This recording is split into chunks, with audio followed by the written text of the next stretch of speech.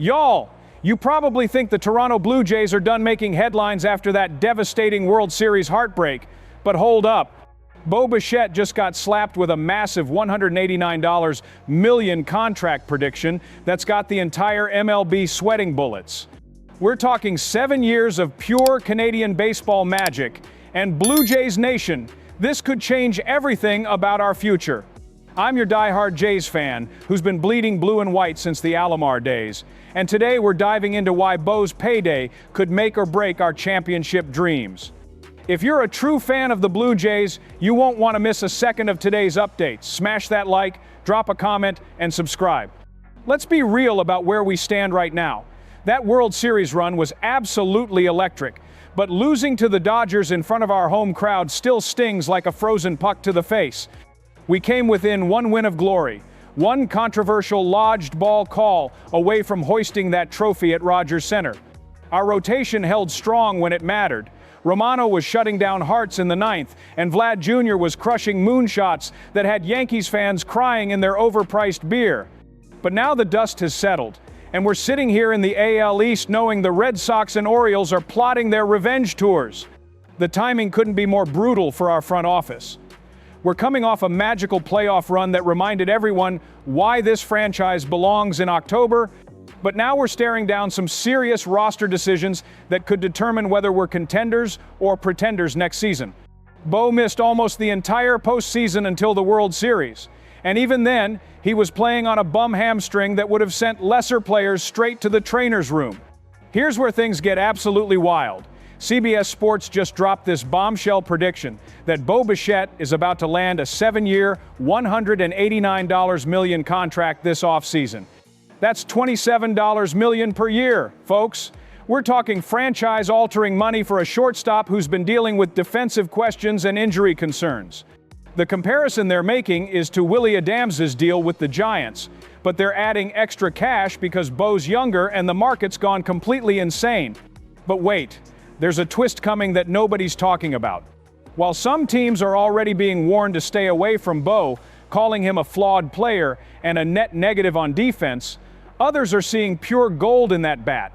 The Atlanta Braves got told point blank not to chase him because of the massive price tag and defensive concerns. But that just opens the door wider for teams that believe in his offensive ceiling. Now here's where it gets really interesting for us Blue Jays fans. Bo's been our shortstop since 2019, and even with his struggles in the field, the guy can absolutely rake when he's healthy. Remember those stretches where he was hitting .300 with gap power that had Rogers Center rocking? The question isn't whether he can hit, it's whether we can afford to keep him while addressing our other needs. The brutal reality is that $189 million could be the difference between keeping our core together and watching another generation of talent walk away like we've seen too many times before. We've got Vlad Jr.'s extension locked up, Romano's been dominant when healthy, and our young pitching is starting to mature. But adding Bo's massive contract to that mix means some tough decisions about depth and complementary pieces. Before we continue, smash that like if you bleed blue and white. But here's the kicker that has me losing sleep over this whole situation. If Bo walks, we're looking at a massive hole at shortstop that isn't easy to fill. The free agent market is thin, and trade options are expensive. But if we pay him $27 million per year, are we handcuffing ourselves from making other moves that could push us over the top? It's the kind of decision that separates championship teams from eternal what-if stories. The defensive concerns are real, and any team paying him that money is betting on his bat staying productive into his early 30 seconds. Playing on that injured hamstring during the World Series showed his toughness, but it also highlighted how his mobility issues could get worse over time. Teams are going to have to decide if they're willing to stomach his glove for 7 years to get that offensive production. What makes this even more fascinating is the market dynamics at play. With teams like the Braves already backing away, it creates opportunities for franchises that are willing to take the risk. The Dodgers just won the World Series partly by making bold moves, and there are always teams ready to swing big when they smell championship potential. For the Blue Jays specifically, this decision connects to everything else we need to accomplish this winter. Do we prioritize keeping Bo and building around our existing core, or do we let him walk and use that money to address multiple positions?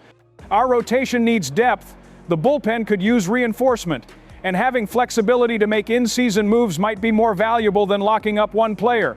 The comparison to Willy Adames is telling because it shows how teams are valuing offensive shortstops in today's market. But Adames doesn't have the same defensive question marks, and his deal with the Giants is already being questioned by analysts who think it's too rich. If Bo gets even more money, it sets a precedent that could reshape how teams approach the position. Here's my take on what happens next. Bo's agent is going to use that World Series appearance and his age to maximize leverage, even with the injury concerns. Some team is going to fall in love with his offensive potential and convince themselves they can live with the defense. Whether that team is us or somebody else could define the next era of Blue Jays baseball. The clock is ticking, and decisions made in the next few weeks will echo through Rogers Center for years to come. Do we bet big on Bo and hope his bat carries us to that elusive championship, or do we spread the risk and build a more balanced roster? Either way, Blue Jays Nation is about to find out what our front office really values.